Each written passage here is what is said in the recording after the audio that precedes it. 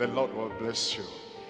As you come out from among them, the good thing the Lord has prepared for you in life, you will see. And I will still be alive. I will rejoice with you. Proverbs chapter 6, verse 25. Lust not after her beauty in thine heart. Lust not after her beauty in thine heart. Actually, beauty is not on the face of the lady. Beauty is in the eyes of the beholder. Dinah passed through the streets. Other people saw her. They didn't pay any attention. Other people saw her. She did not attract them. And she just passed. And they looked.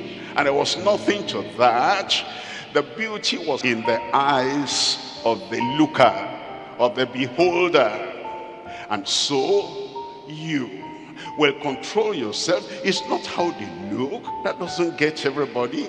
It's not how they dress. That doesn't get everybody. Even some people that look charming and beautiful, they had been married and their husbands kicked them out. And then you see them and they look beautiful to you.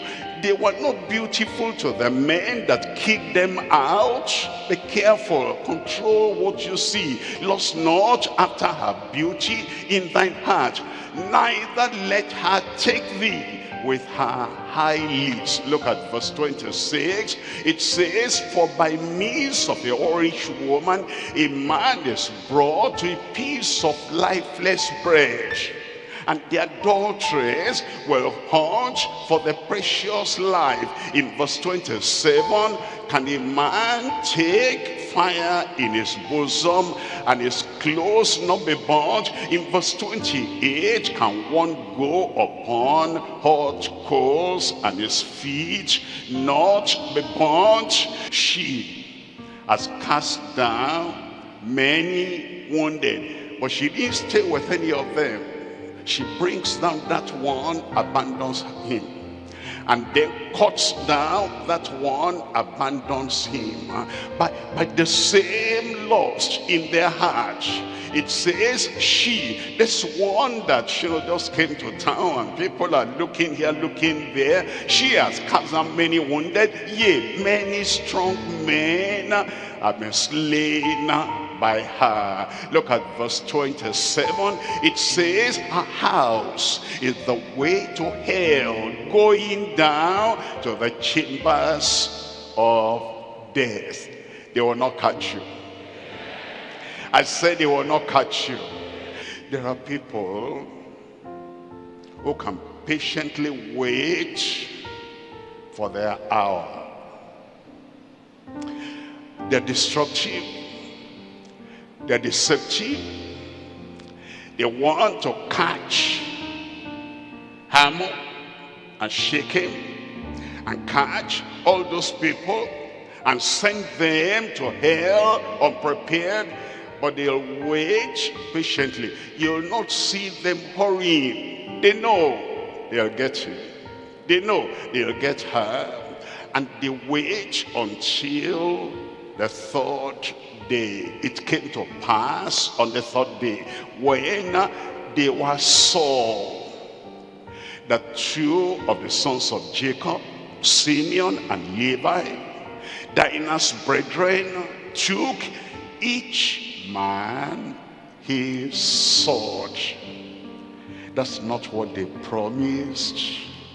That's not what they said they'll give to them. Those people were expecting. Now we have fulfilled the condition. We have circumcised ourselves. We even feel the pain, but we don't mind because of what we're looking for. They didn't get what they were looking for. Any deal, any agreement, any kind of negotiation you get to, and you're expecting this, if God is not in that negotiation, you don't get what you're looking for. You get what you're not looking for. That's the reason we need to depend on. Are we not saved? Are we not born again? Has he not taken us away from this evil world? And so each of them took his sword and came upon the city boldly and slew all the males. And slew all the males. Simeon, Levi, why did you kill only the males? They needed the women of that city themselves, the same depravity, the same evil in Shechem, that same evil was in them. They spared the women because they wanted to take the women to themselves. Let's watch what we're trying to condemn in other people, and what we're trying to say, that's wrong, that's wrong, that's wrong. 1,000 times of that same evil we condemn is in the heart of these people who are very vocal in condemning evil. Jacob said, you have troubled me. What you have done will make all the people around to gather together. They will destroy me. You know what happened to Jacob? Jacob forgot the promise of God. I will be with you, and I will not leave you until I have done everything I promised you. Our children can make us forget the promise of God. Our family, by their behavior, they can make us forget ourselves, forget the promise of God, forget the protection of God, and then we'll say they trouble us. If God transforms us and protects us and preserves us, and we always remember the promise of God, we will not be so diverted to say that Simeon of all people, Levi of all people, will make the people to destroy us. We should always remember the promise of God for us. Before Simeon was born, before Levi was born, God had given him that promise. I will not leave you until I do everything I promised you.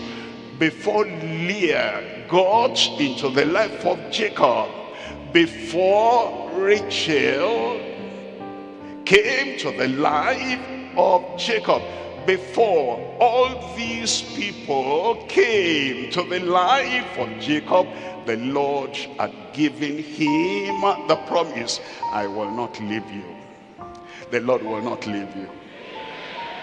Don't allow people, by what they do, by how they act, make you to forget who you are in Christ and what you have in Christ. I pray the Lord will be with us.